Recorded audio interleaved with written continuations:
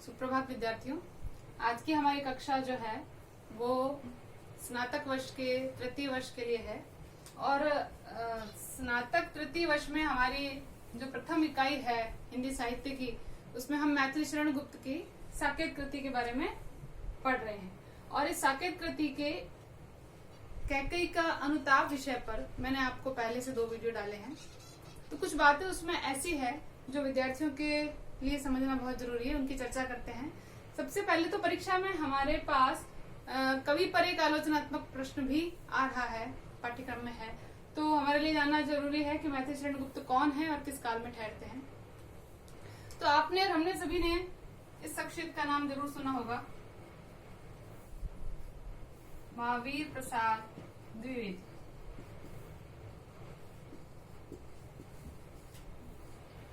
हिंदी में जब गद्य साहित्य का उद्भव होता है तो उस समय भारतेंदु युग के पश्चात जिस युग का आविर्भाव है वो युग है द्विवेदी युग, और वो इन्हीं के नाम से चल रहा है। परीक्षा में बहुत बार पूछा गया है ये प्रश्न कि द्विवेदी युग जो है वो किसके नाम पर रखा गया है।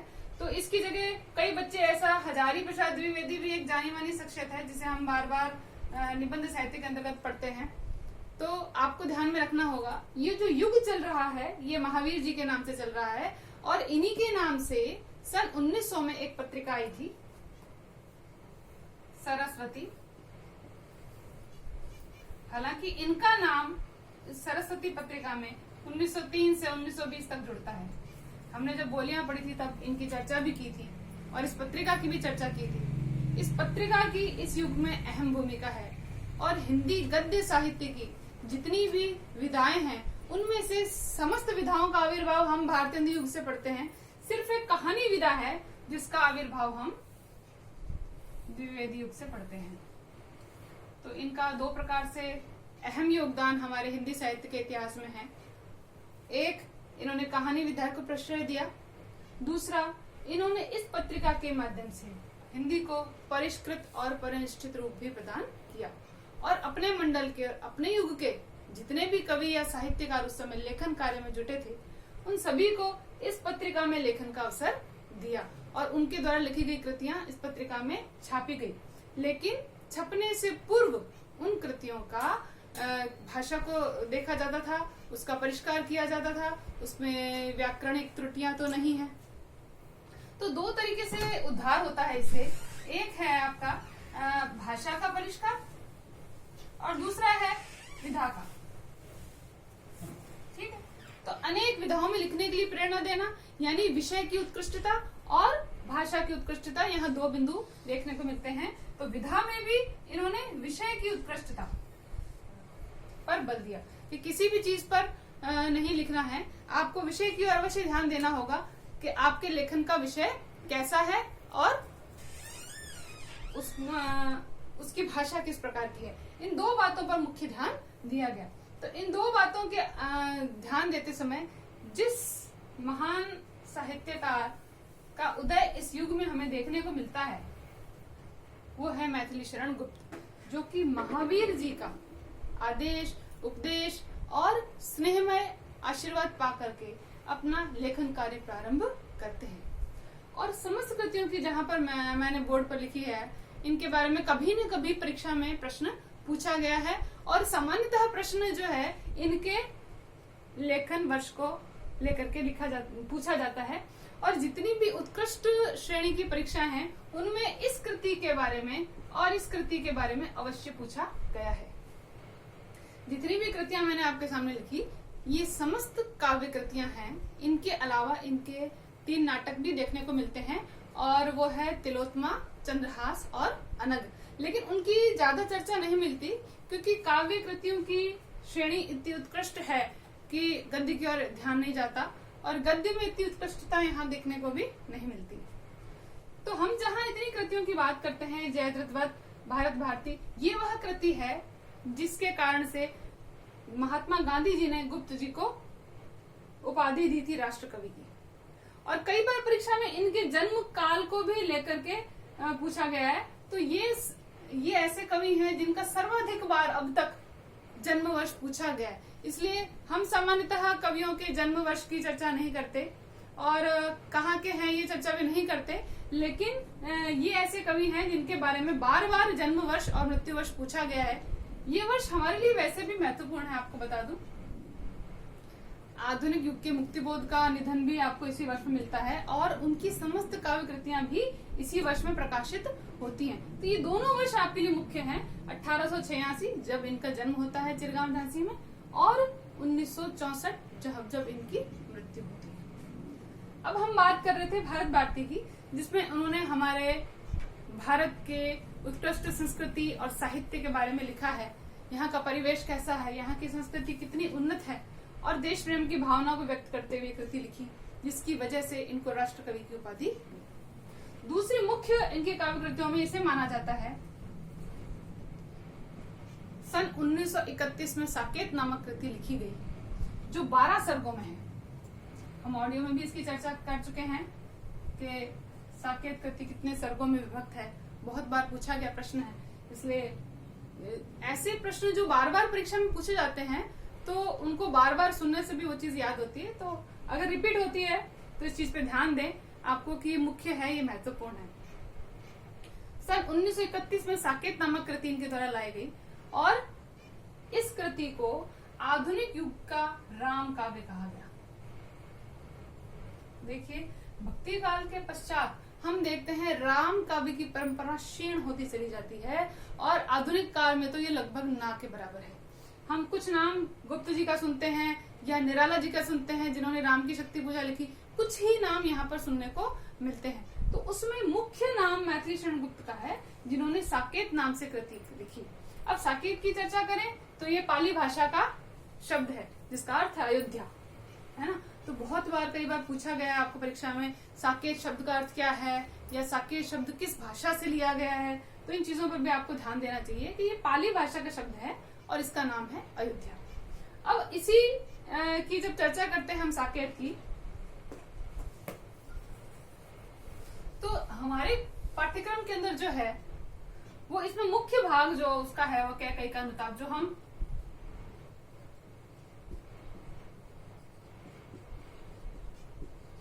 पिछले 2 दिनों से हमारे वीडियोस के अंदर पढ़ रहे हैं, और इसके जितना काव्यांश है लगभग उसका मैंने आपको भावार्थ के अंदर कला पक्ष भाव पक्ष दोनों की चर्चा करी है। तो आपके परीक्षा के दृष्टिकोण से कभी कभी व्याख्या आ जाती है, वो महत्वपूर्ण है, और व्याख्या के अलावा कभी कभी इसका कला पक्ष भाव पक्ष अलग से पूछ लिया जाता है, या एक इसका कैसा काव्य रूप है ये पूछ लिया जाता है।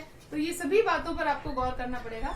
इसमें हमने कला पक्ष के अंदर कुछ चीजें पढ़ी है, और मैंने ऑडियो में आपको बताया भी कि 3 मुख्य छंदों का प्रयोग इन्होंने किया है। पहला है मालिनी, दूसरा है शिखरणी,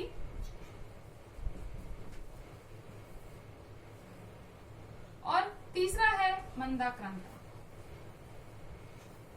मंदाक्रांता तो आपने पूर्व में भी पढ़ा होगा, और हमारे स्नातक के प्रथम वर्ष, द्वितीय वर्ष और कक्षा 12 में भी ये छंद बार बार हमारे सामने आता है। लेकिन यहाँ पर आपको उसका अनुप्रयोग भी देखना पड़ेगा। जो पंक्तियां आप पढ़ते हैं उन पंक्तियों में साथ साथ ये भी देखें कि यहाँ पर वार्णिक छंद लगाने पर कौन सा छंद आता है। बार बार जब काव्य कृतियों में हम उसको देखते हैं, या पद्यांश की पंक्तियों में उन वर्णों की संख्या लगा करके या मात्राएं लगा करके हम देखते हैं, तो हमें ये चीजें, इनके नियम याद होते चले जाते हैं। तो यहाँ पर ये 3 जो मुख्य छंद थे उनकी मैंने चर्चा करनी उचित समझी। हालांकि मौखिक रूप से हमने इसकी चर्चा करी है कि किस किस प्रकार के वर्णों का क्रम इसमें देखने को मिलता है। तो क्रम किस प्रकार से, छंद पढ़ते समय हमने देखा था कि एक सूत्र काम करता है। वो सूत्र इस प्रकार से है, य मा ता रा ज भा न स ल और गा। इन दोनों की कोई अहमियत नहीं है, याद करने की जरूरत नहीं, लेकिन नियम में ये था इसलिए मैंने साथ में लिख दिया। अब आपको देखना है कि जब हम मात्राएं लगाते हैं, मात्राएं 2 प्रकार की, ह्रस्व और दीर्घ, यानी लघु और दीर्घ भी कहते हैं इसको, ह्रस्व और दीर्घ भी कहते हैं, किस किस प्रकार से लगती है, और उसी प्रकार से इसके गण का निर्माण होता है। हमने जब छंद पढ़ा था तब आपको ये बताया था कि 3 मात्राओं का समूह जो है वो आपका गण कहलाता है। एक गण बराबर 3 मात्राएं, और मात्राएं भी एक विशिष्ट क्रम में। कैसे क्रम में आती है देखिए, यहाँ पर हम एक मात्रा लगाते हैं, माँ पर 2 मात्राएं लगती है, त में आ की मात्रा होने से भी इसमें भी 2, इसमें भी 2, इसमें 1 2 1 और 1, इस प्रकार से मात्राएं लगती है। तो गिन लीजिए 1 2 3 4 5 6 7 और 8, यानी कि गण कितने होंगे 8।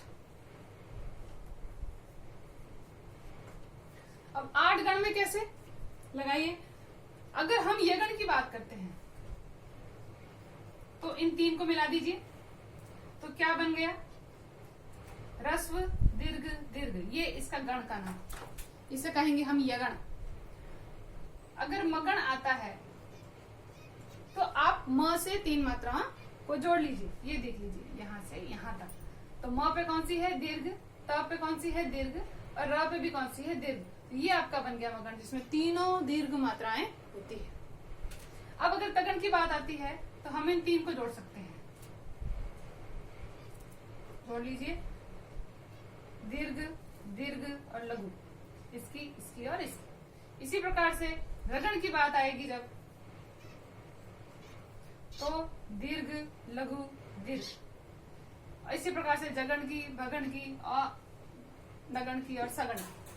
हमने ल से गण क्यों नहीं बनाया, क्योंकि ल के बाद 3 वर्ण ही नहीं है। अंतिम 3 वर्ण आपको यहाँ देखने को मिलते हैं सगण में। तो सगण का मात्रा विन्यास किस प्रकार होगा, स में 1, ल में भी 1 और ग में 2। सिर्फ इसीलिए इस ल और ग की यहाँ पर अहमियत है, बाकी इसकी कोई भी अहमियत इस सूत्र में नहीं। और ये सूत्र जो है सिर्फ आपको कंठस्थ कराने के लिए यहाँ पर हमने दिया है, बाकी इसका कोई उद्देश्य नहीं, इसका कोई अर्थ भी नहीं है।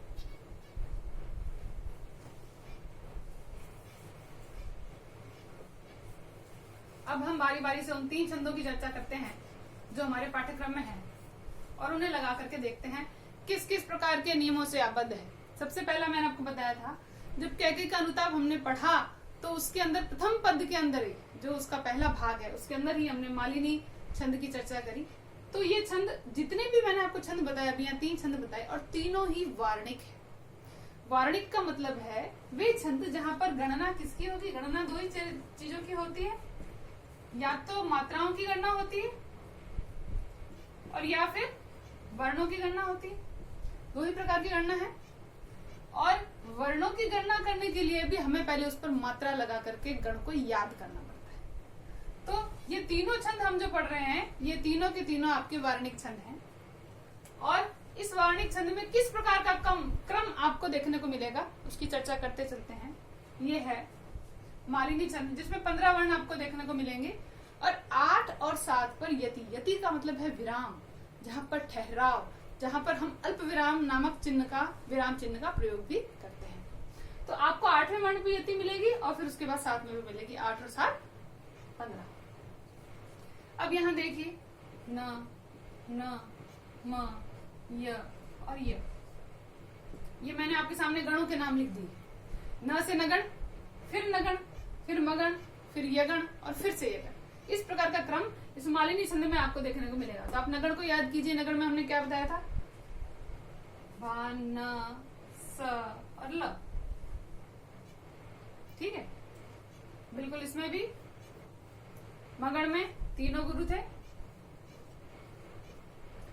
य, मा, ता। ये क्रम आपको वर्णों का यहाँ पर देखने को मिलेगा। देखिए, वार्णिक छंदों के अंदर आपको 2 चीज याद करनी होती है। पहली चीज के वर्ण कितने हैं, और दूसरी चीज के किस क्रम में वर्ण मिलते हैं। ऐसे बहुत से छंद होंगे जहां पर आपको 15 वर्ण मिलेंगे, परंतु ये क्रम, गणों का ये क्रम जो है वो सिर्फ और सिर्फ मालिनी छंद में ही मिलेगा। आप चाहें तो इसका उदाहरण भी याद कर सकते हैं और इसमें लगा करके भी देख सकते हैं। यदि हम लगाते हैं तो हमें वर्णों का क्रम उसी प्रकार से देखने को मिलता है। आप इसका सूत्र याद करना चाहें अगर, तो सूत्र इसका बनता है न, म, य। और हम परीक्षा में इसे किस प्रकार से लिखेंगे, यदि हमको सीधा प्रश्न पूछा जाता है छंद पर और क्रम पूछा जाता है, तो हम यहाँ ऐसे बोलेंगे, ये वो वार्णिक छंद है जिसमें 15 वर्ण और 8 और 7 पे यति के साथ मिलते हैं। और गणों का क्रम इस प्रकार मिलता है, 2 बार नगण, 1 बार मगण और फिर 2 बार यगण क्रम में हमें वर्ण मिलते हैं। वहां पर मालिनी छंद पाया जाता है। दूसरा जो है आपका वो है शिखरणी। आप गिन सकते हैं इस प्रकार, देखिए 3, 3, 6, 3, 9, 12 और 15 वर्ण तो यहीं पर हो गए। लेकिन कुछ वर्णों में, कुछ छंदों में आपको एक सूत्र में कुछ अलग भी देखने को मिलेगा। कैसे, अभी आगे चर्चा करते हैं। शिखरणी छंद जहां पर है वहां पर 17 वर्ण है और यहाँ पर यति मिलती है 6 और 11। यति का मतलब मैंने आपको बताया विराम या थोड़ी देर का ठहराव। और इसके अंदर आपको क्रम मिलता है य, म, न, स, भ और लगा इसमें साथ में लगा है। कैसे, लगा का मतलब क्या है समझेंगे थोड़ा सा। ये यगण है, ये मगण है, ये नगण है, ये सगण है, ये भगण है और ये है लघु और ये है गुरु। इसमें लगन और भगण तो है ही नहीं, ठीक है। भगण यहाँ पर है, लगन और ग से तो कोई गण बनता ही नहीं। तो आपको ये ध्यान रखना पड़ेगा कि ये ल से मतलब है लघु और ग से मतलब है गुरु। यानी इस छंद के अंदर आपको 17 वर्णों का क्रम मिलेगा और वो य, म, न, स, भ यानी यगण, मगण, नगण, सगण, भगण और फिर उसके बाद एक लघु और एक गुरु के क्रम में वर्ण हमें मिलता है, मात्राएं मिलती है। तीसरा है आपका जो छंद मंदाक्रांता।